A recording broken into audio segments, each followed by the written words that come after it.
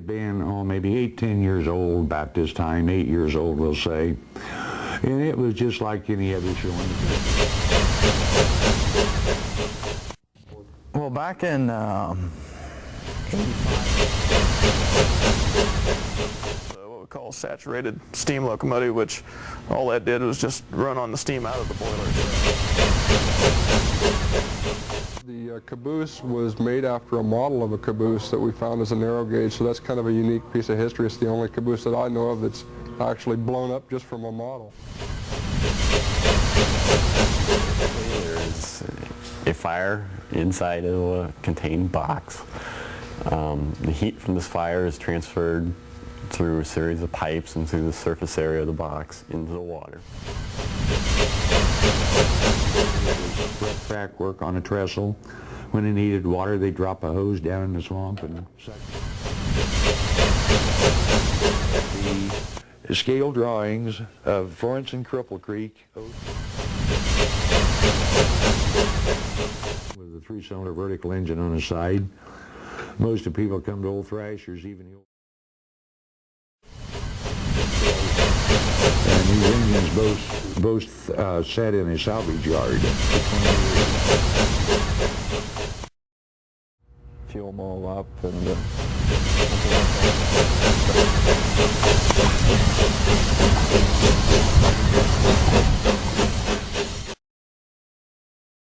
back in the 50s, I was on the old Thrasher board, and the show had been, maybe 8, 10 years old about this time, 8 years old we'll say, and it was just like any other show in the country.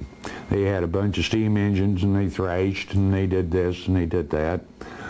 But every new show that was springing up around the country was exactly the same thing as what we did. And being a board member and having very much an ingrained love for steam, which my father palmed off on me at a very early age, it seemed to me like the proper way to go to get our show better than all the rest of them was to have something they didn't have. And nobody ever thought of a railroad. Several things entered my mind on this railroad thing.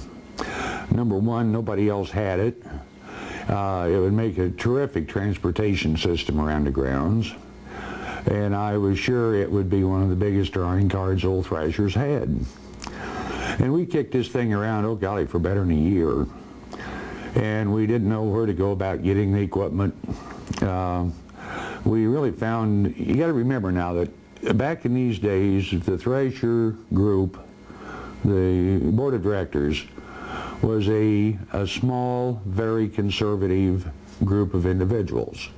They were all old-timers, terrific bunch of guys, but they were not very progressive. You know, they really didn't want to stick their neck out. They were doing what they liked to do and doing a good job of it, and they really didn't see much reason to change. Anyway, we worked on this thing long and hard and finally came up with a couple little locomotives that were going to, well actually there's 5 of them going to be for sale down in South Carolina. We're actually in Georgia. The South Carolina was the where they were located. The sale was in Georgia. And so then when we got all the information on these, then we started trying to figure out a way to put it together.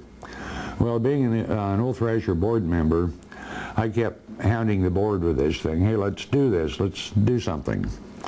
And finally, they decided, well, okay. So they suggested if we went and set up a separate corporation, raise the money on the outside, not get into their treasury, not fix it where they wouldn't be liable in case we ran over somebody. You know, they just knew we were going to do this. Then they had their blessings that we could go ahead and build a railroad as long as they weren't involved in it. So me, being the young Turk that I was, you know, I said, boy, it's okay, let's go.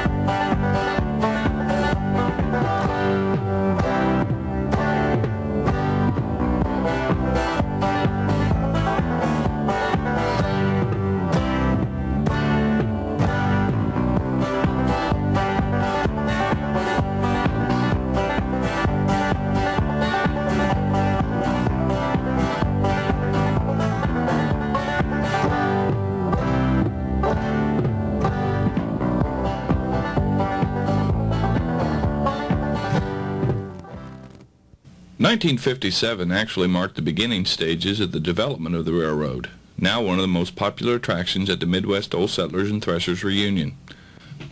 The first train purchased by the association was an 040 saddle tank type locomotive, which was procured the following year at a cost of $400.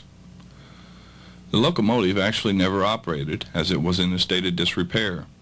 The engine sat on a short piece of track on the north part of the grounds and became nothing more than a lawn ornament, as one person described it. Yeah, the saddle tanker was sort of a weak effort. But we bought that one thinking that's the route we'd go. And we got the thing back here and got it cosmetically restored. And decided that wasn't the way to go. So we went back to ground zero and started out again.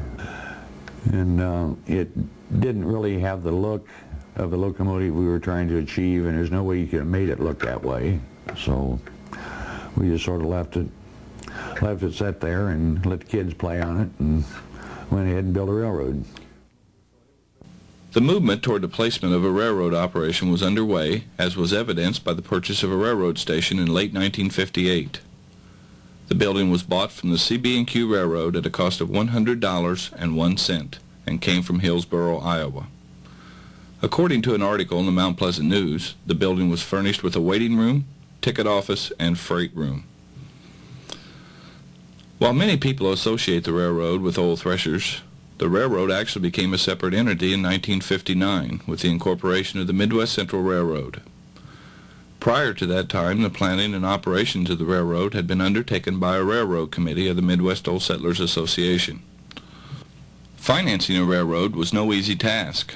The newly formed Midwest Central Railroad Association made plans to finance the purchase of an operational locomotive through the selling of shares of stock at $10 per share.